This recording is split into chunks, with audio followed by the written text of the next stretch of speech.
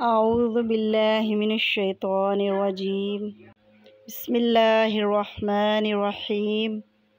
السلام علیکم ورحمۃ اللہ وبرکاتہ۔ پیارے سامعین، کیسے ہیں آپ؟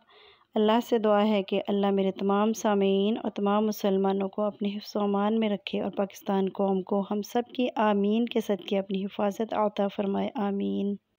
شروع کرتے ہیں آج کا ٹاپک، جو کہ لحن اور اس کی اقسام کے بارے میں ہے۔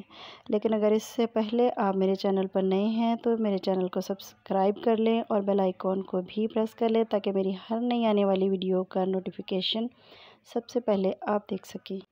آج ہم بات کریں گے لحن اور اس کی اقسام پر۔ لحن کا لغوی معنی۔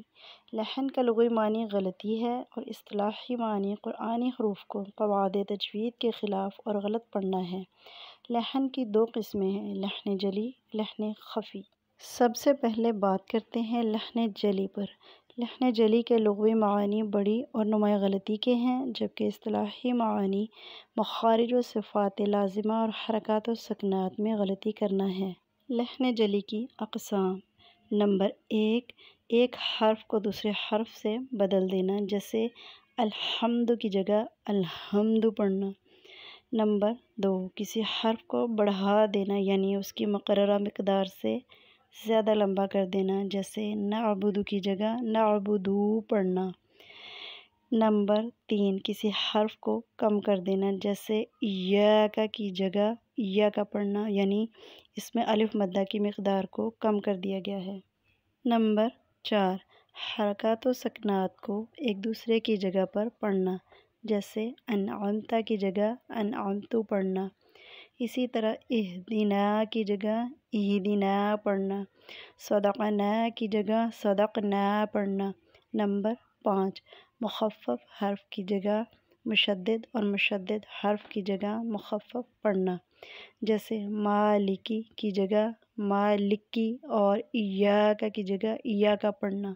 لحن جلی کا حکم۔ لحن جلی حرام ہے، کیونکہ تلاوت قرآن میں ایسی غلطی بعض اوقات گناہ کبیرہ کا سبب بنتی ہے۔ اس غلطی سے بچنے کے لیے یہ دعا پڑھنی چاہیے: اللہم احفظنا من ذالک۔ امید ہے آپ کو لحن جلی کی اچھے سے سمجھ آ گئی ہوگی۔ تو آئیے اب سیکھتے ہیں لحن کی دوسری قسم، لحن خفی۔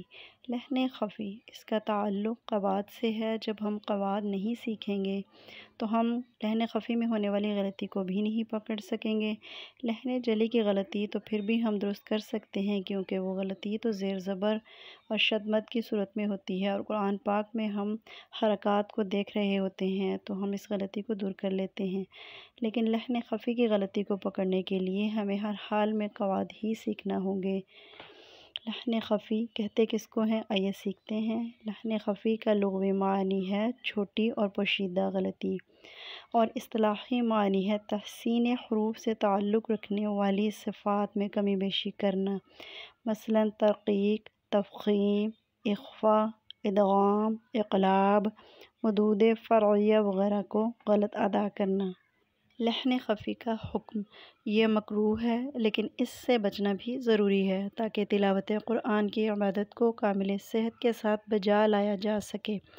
اس کے ساتھ ہی مجھے دیجیے اجازت۔ اپنا بہت سارا خیال رکھیے گا اور میری ویڈیوز کو لائک اور شیئر کرنا نہ بھولیں۔